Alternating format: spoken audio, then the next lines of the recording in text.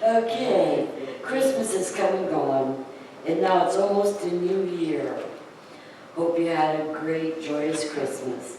Did you make any New Year's resolutions? No, me neither. I never keep them anyway.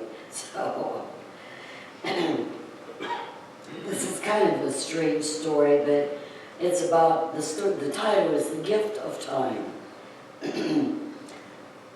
The waiting room was chilly, but at least I found a chair in the sunlight, and the Christmas music wasn't too loud. Mr. Wiley, the receptionist, called me. My knees popped and my back ached as I stood. Receptionist smiled behind the glass. What brings you in today, Mr. Wiley?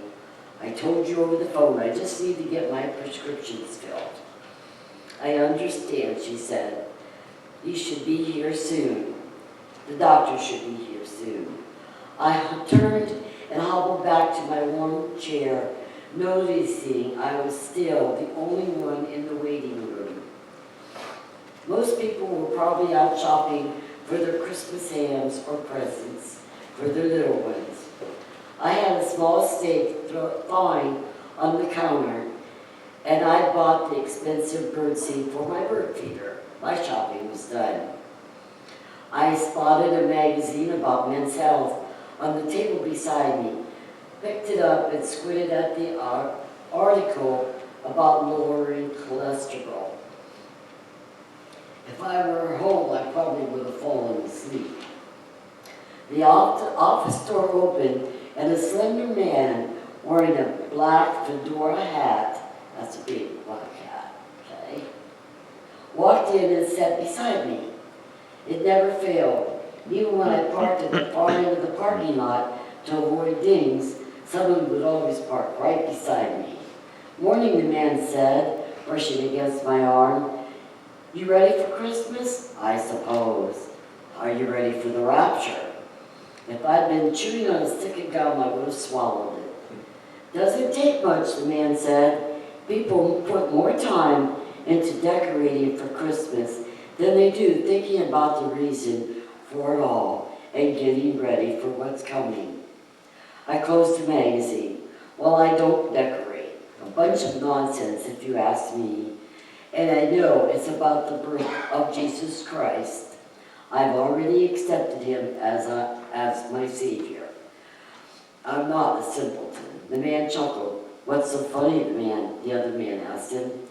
You remind me of someone by the name of Ebenezer, except he was willing to change.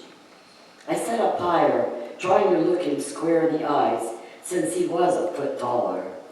Look, buddy, you don't know a thing about me, so you have no right. I know you're Samuel Wiley, widower. You've got 3 kids you haven't talked to in months, not since you hit the side of your garage and they made you stop drawing. Who are you? He said. His eyes glimmered under the brim of his hat. Just someone who cares and wants you to be ready. And you're not ready if you're holding a grudge. You've got to forgive, you know that. My kids treat me like I'm an imbecile. And I'm the one who taught them how to drive. My wife couldn't handle it. She was always the nervous type. You miss her? What kind of question is that? Of course I miss her. Then why would you want to risk not seeing her? You've got to forgive, and you're not forgiven. It's simple as that. But it's not that simple. Not when your pride is more important. Look, buddy, I'm doing the best I can. Your best isn't good enough, Sam. You know that. Why else would you be so miserable? Especially when this was always your wife's favorite time of the year. She decorated the tree, the whole house. The smell of gingerbread still takes you back when she had your living room looking like a tacky department store. You miss that too. I never told anybody that. Who are you? I told you. Someone who's trying to help you. See that door over there? The far end of the room, a narrow door I hadn't noticed, opened and a golden light spilled out, bathing the entire room in its glow. while heavenly music watched over me. I stood with no aches and pains and moved towards the door, the light illuminating my skin as well as my soul. But when I was about to reach the door slammed shut in my face, taking the light from the room. I tried to open it, but it was locked. The darkness enveloped me in a frightening chill. And instead of music, there was a sound of weeping. It was my own weeping. I couldn't even find the door in the dark. Pretty soon, Mr. Wiley, are you okay? The receptionist was asking, shaking me. I think you dozed off. I straightened up and almost dropped the magazine. Did you see the man who came in? See where he went? You're the only one that's come in here. The doctor's ready for you now. Do you need some help? Yes. I'm realizing my legs were weak. I might need a little help. The woman looped her arm around mine. My hands began to tremble after her question. Are you ready? No, I'm not. Can you give me a minute? Sure, I'll let the doctor know. I pulled out the phone my daughter gave me last year for Christmas and punched in her number. Hello, Dad, she answered. Yes, sweetheart, it's me. I need to talk to you and your brothers. Can I come over? Of course you can. Do you need me to pick you up? Yes, please.